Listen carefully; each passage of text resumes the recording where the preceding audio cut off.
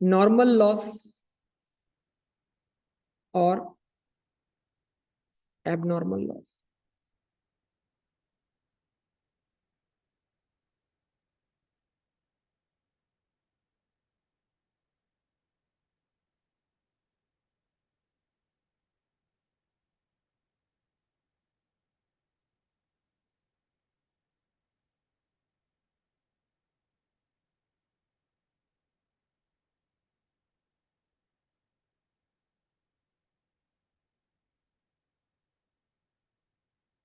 जो loss with in expectation होता है उस लॉस को हम क्या बोलेंगे? Normal loss.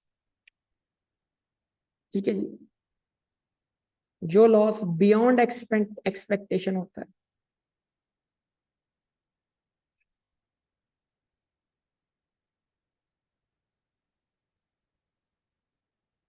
जो लॉस बियॉन्ड एक्सपेक्टेशन होता है उसको हम क्या बोलेंगे बेटा? Abnormal loss.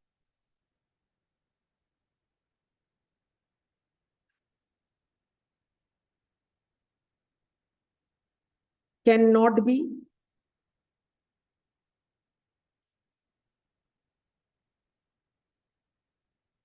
अवॉइडेड। आप इसको अवॉइड नहीं कर सकते।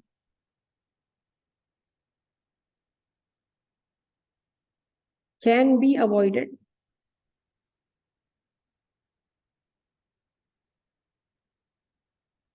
But couldn't.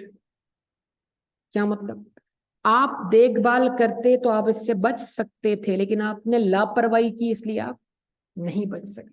मतलब कैन बी अवॉइडेड, जिससे बचा जा सकता था। तो एबनॉर्मल लॉस वो लॉस है जिसमें अगर आप रीजनेबल केयर करते तो आपको वो लॉस ना होता, लेकिन इसका मतलब ये हुआ कि आपने वो रीजनेबल केयर भी नहीं की, तो वो लॉस आपको हो गया। ठीक है, आइए समझते हैं। देखिए, सामान लोड या अनलोड करते वक्त इन्वेंट्री का डैमेज होना नॉर्मल बात है या एबनॉर्मल बात है? नॉर्मल बात। क्या है? लोडिंग अनलोडिंग के वक्त सामान खराब होता है, ये बात नॉर्मल है या नॉर्मल? अब उसका एक परसेंटेज डिफाइन होगा भाई। लोडिंग अनलोडिंग के दरमियान या मैन्युफैक्चरिंग के दौरान 2% सामान क्या हो जाता है? खराब होता ही होता है। ये हमारे लिए क्या है? नॉर्मल। इट मीन्स 2% तक सामान खराब होना विद इन हमारी एक्सपेक्टेशन के हद तक है, और उस एक्सपेक्टेशन तक जितना भी लॉस होगा उस लॉस को हम क्या मानेंगे? नॉर्मल मानेंगे। ठीक है जी। लेकिन अगर आपका लॉस उस नॉर्मल लेवल से क्या कर गया है? एक्सीड कर गया है, तो नॉर्मल की हद तक तो नॉर्मल है, उससे अबव जितना भी हो क्या माना जाएगा? एबनॉर्मल माना जाएगा। एक मैंने मिसाल देके आपको समझाई। चलें आइए इसको थोड़ा फर्दर एक्सप्लोर करते हैं। कैसे?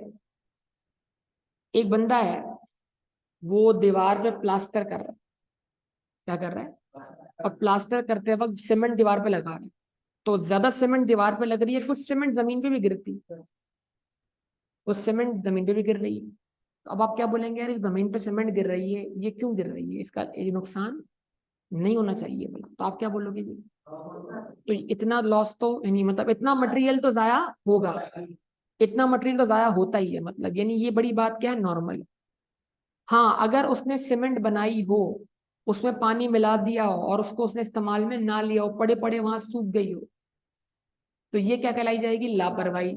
और इसका मतलब ये कि वो सीमेंट उसने क्या कर दी? जाया कर दी। अब ये कौन सा लॉस है? एबनॉर्मल। तो एक लॉस नॉर्मल है और एक लॉस एबनॉर्मल है।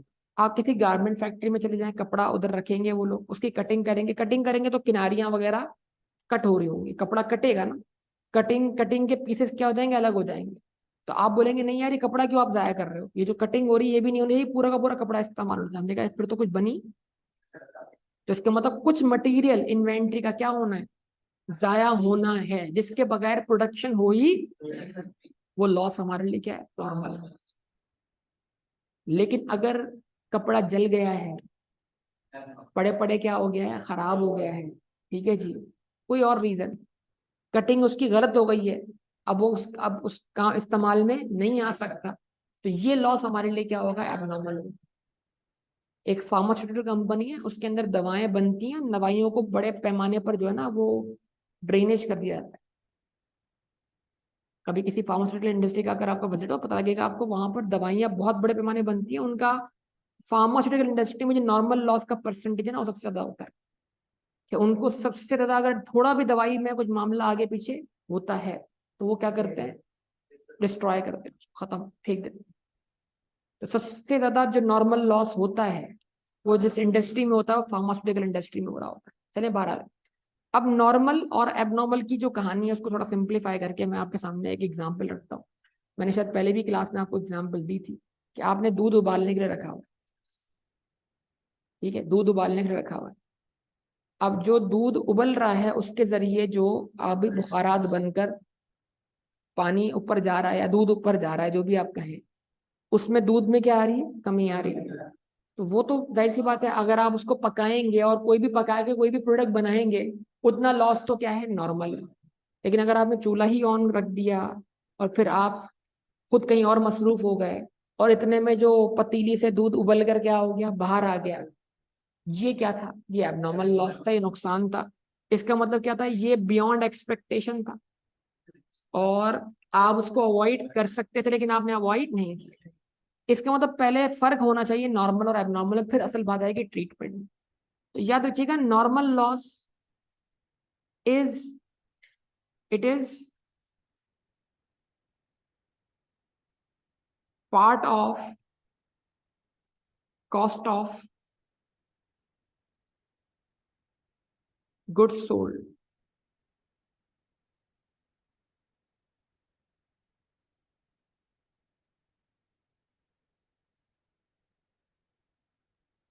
नॉर्मल लॉस जो है वो कॉस्ट ऑफ गुड्स सोल्ड का पार्ट बनकर पार्ट बनकर क्या बनेगा, एक्सपेंस बन जाएगा और किस पे चार्ज होगा, ग्रॉस प्रॉफिट। लेकिन abnormal loss, it is not part of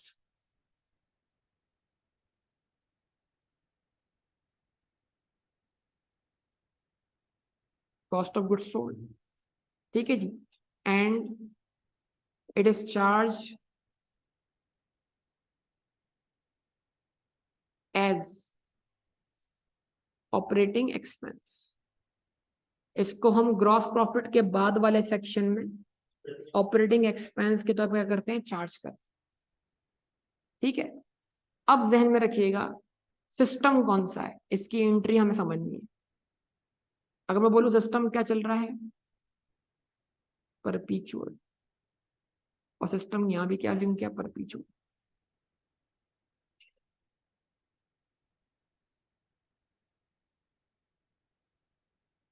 और हाँ, परपीचुअल ये कर रहा हूँ ना, सही कर रहा हूँ, नॉर्मल और एबनॉर्मल का फर्क बता रहा हूँ दोनों।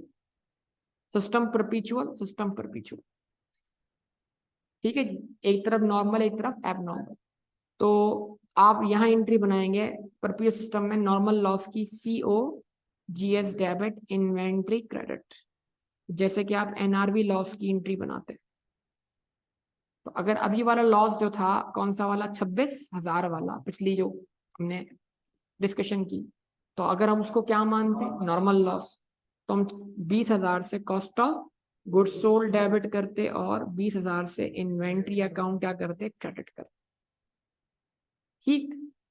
अच्छा, और अगर हम अभी को क्या मान रहे हैं, इसको हम एबनॉर्मल लॉस, तो फिर हम इसको इन्वेंट्री अकाउंट से तो क्रेडिट कर देंगे कि ये स्टॉक हमारे पास अनसोल्ड नहीं है बल्कि क्या हो चुका है, जाया हो चुका है। लेकिन अब इसको हम क्या करेंगे, एडमिन एक्सपेंस का पार्ट बना देंगे। किसका, हाँ, it is part of operating expense. ये भी आपके सामने आना है, एडमिन एक्सपेंस क्या होता है। इसको हम किसका पार्ट बना देंगे, एडमिन एक्सपेंस।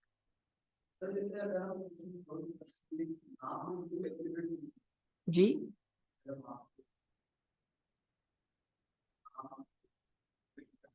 बिल्कुल, इन्वेंट्री बिल्कुल, बल्कि एक काम करें, फिलहाल आप क्या करें, इसको इसको आप लिख दें किसमें, ऑपरेटिंग एक्सपेंस, ऑपरेटिंग एक्सपेंस का पार्ट बना दें। कितने से, 20,000 से, ठीक। अब ये हो गया सिस्टम कौन सा, परपीचुअल। परपीचुअल सिस्टम में एक हो गई कौन सी एंट्री,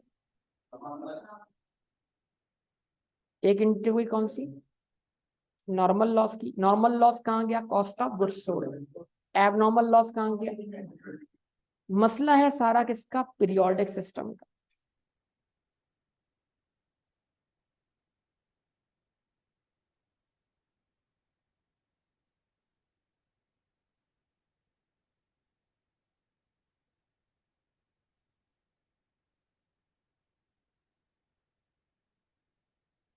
अब ये है सबसे इंपॉर्टेंट बात कि पीरियोडिक सिस्टम में नॉर्मल लॉस की कोई एडजस्टमेंट नहीं बनती।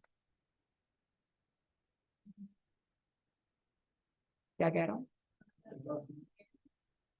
जैसे पीरियोडिक सिस्टम में एनआरवी लॉस की कोई एंट्री नहीं बनती, वही रीजन है इसका। हाँ, लेकिन अगर आप उस लॉस को नॉर्मल नहीं बल्कि क्या ट्रीट करना चाह रहे हैं, तो फिर पीरियोडिक सिस्टम में एंट्री बनेगी। ऑपरेटिंग सेम नहीं बनेगी। ऑपरेटिंग एक्सपेंस डेबिट होगा, फॉर एग्जांपल कितने से, 20,000 से। ठीक है, परचेसेस या कॉस्ट ऑफ गुड्स सोल्ड।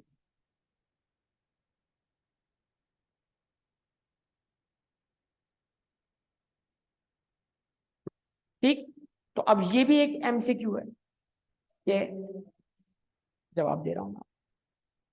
जवाब वैसे दे चुका हूँ, लेकिन तफसीली जवाब भी दे सकता हूँ और थोड़ा सा मुख्तसर जवाब भी दे सकता हूँ। जिस चीज को आपने कॉस्ट ऑफ गुड्स सोल्ड बनाना है पीरियोडिक सिस्टम, उसको आप क्लोजिंग स्टॉक में शामिल ना करें। जिसका मतलब ये 20,000 रुपये अगर आपका नॉर्मल लॉस है, तो ये 20,000 की इन्वेंट्री गोडाउन में मौजूद है कि नहीं? नहीं है। गिनती में आई है? नहीं आई। ये क्लोजिंग स्टॉक में शामिल ही नहीं है। तो बस इसकी कॉस्ट किस में मौजूद है? परचेज में। तो जब इसकी कॉस्ट क्लोजिंग स्टॉक के तौर पे परचेज से अलग हुई ही नहीं, तो कहाँ रह गई? कॉस्ट ऑफ गुड्स सोल्ड में। तो अगर ये लॉस आपके लिए नॉर्मल है, तो कॉस्ट ऑफ गुड्स सोल्ड में रहने दें, छोड़ दें, क्या टेंशन है? अगर अलग करना है कॉस्ट ऑफ गुड्स सोल्ड से, तो ये वाली एंट्री बनाए कि जो loss cost of goods sold में रह गया है, मैं नहीं चाहता वो कॉस्ट ऑफ गुड्स सोल्ड का पार्ट बने। क्यों? क्योंकि वो कौन सा लॉस है? Abnormal loss. लिहाजा उसको वहां से अलग कर दे, और फिर अलग से उसको जीपी के बाद, ग्रॉस प्रॉफिट के बाद क्या बना? Expense. Important point is what, ये नॉर्मल लॉस की एंट्री कहाँ बनती है और कहाँ नहीं बनती है? परपेचुअल में बनती है, और एबनॉर्मल लॉस की एंट्री पीरियोडिक में भी बनती है और पर्सपेक्टिव।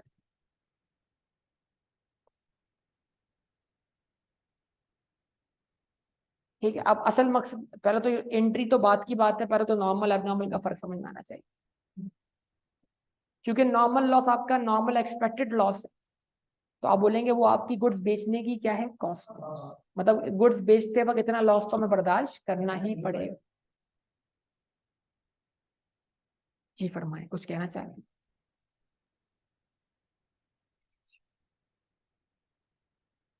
तो ये आपके सामने एंट्रीज हैं, इनको ध्यान में रखिएगा।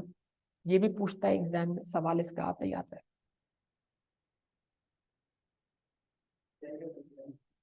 आईए का पेपर था सुबह, मैनुअल पहला पेपर। शाम को मैं यहाँ क्लास ले रहा था। ठीक है, मैंने जाते हुए बच्चों को बोला ये 4 एंट्रीज याद कर लो। बच्चों ने सुनी, समझी। एक बच्चा क्लास के बाद भी 1 घंटे बैठा, दोबारा उसने मुझसे सीखी एंट्री। अगली सुबह पेपर में 4 एंट्री उसने पूछी। ठीक है, लेकिन जो 2 दफा पढ़ के गया उसको फिर भी नहीं आई।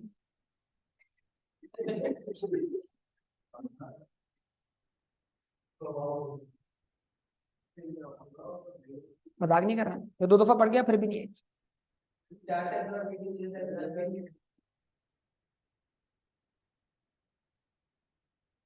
इसलिए कहा था रिवीजन, तो रिवीजन क्लास में तो वो आया था। वही तो बता रहा हूँ मैं, रिवीजन लेने के बाद नहीं आई उसको। जी, नहीं बोले तो आप इसके सारे तफसीली जवाब भी बन सकते हैं मसले में। पहले ये है कि आप उसको कम से कम याद रखें।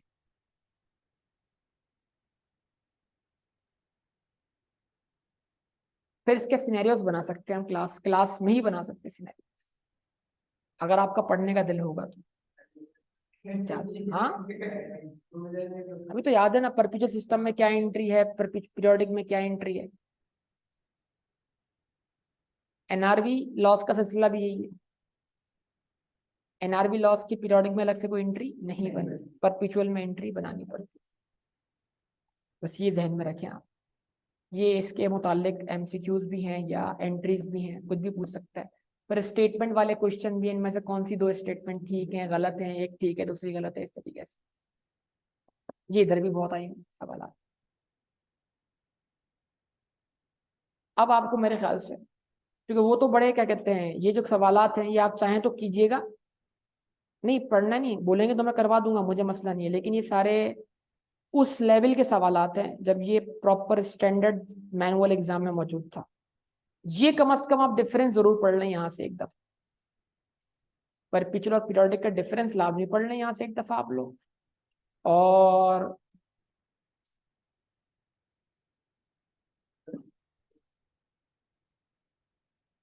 और ये जो एग्जाम्पल है ना, ये वाली एग्जाम्पल जो मैंने आपको कल लास्ट क्लास में करने के लिए कही थी, कौन सी, ऐसा तो कर रहे हो तुम।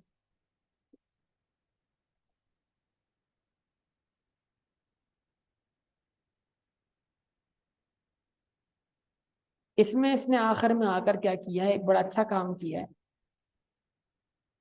फीफो, परपेचुअल और पीरियोडिक, वेटेड एवरेज, परपेचुअल और चारों मेथड से आने वाली सेल देखिए बिल्कुल सेम है। ठीक है जी। फिर उसने कॉस्ट ऑफ गुड्स सोल्ड निकाली। तो परपेचुअल और पीरियोडिक के फीफो का आंसर क्या था, सेम था, हमारे वाले केस में भी सेम था।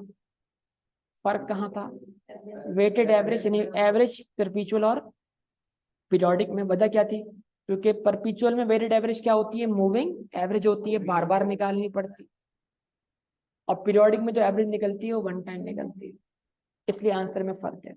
फिर एक और इंपॉर्टेंट बात जरा देख लें, फीफो परपेचुअल का ग्रॉस प्रॉफिट 1,57,000 आ रहा है। हाँ, एफको का परपेचुअल का आंसर 1,48,850 आ रहा है, कम आ रहा है।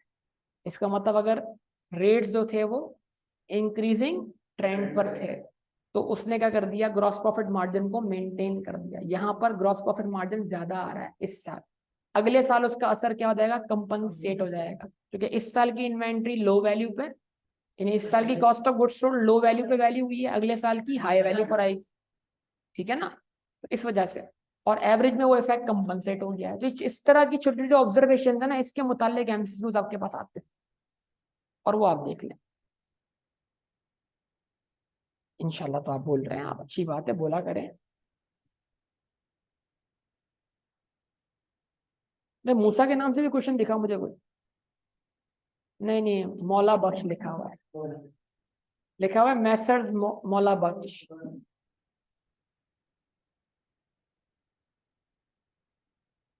तो अभी मैं आपको क्या टास्क दे रहा हूँ बेटा, टास्क ये है कि ये recording inventories under periodic versus perpetual, ये आप पढ़ेंगे एक तो,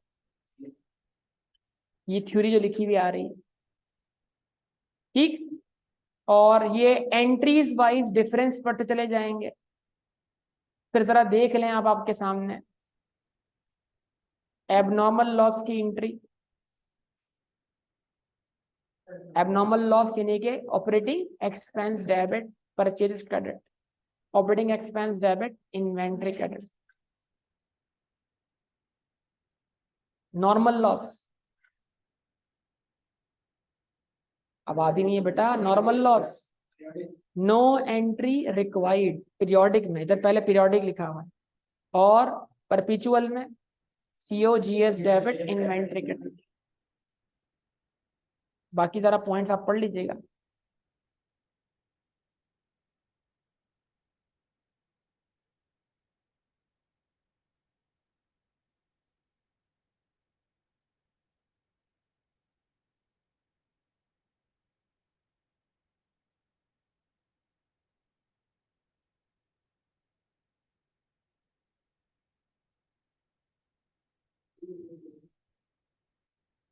MCQs करें वापस, कर लिए, नहीं इसके इन्वेंट्री के,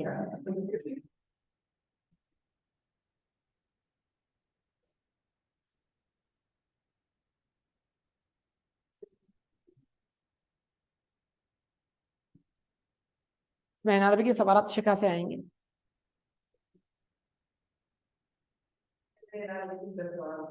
जी, MCQs कर ले ये वाले।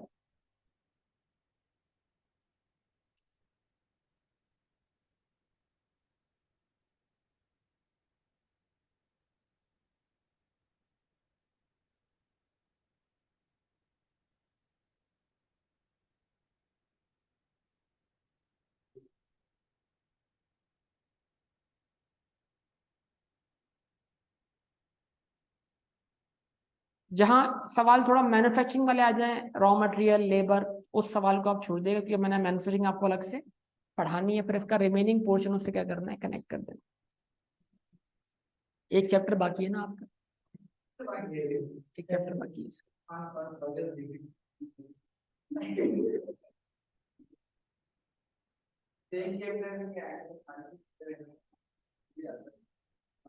कौन सा आता है, इसको पूछ लो, सिक्का उछाल के देख ली।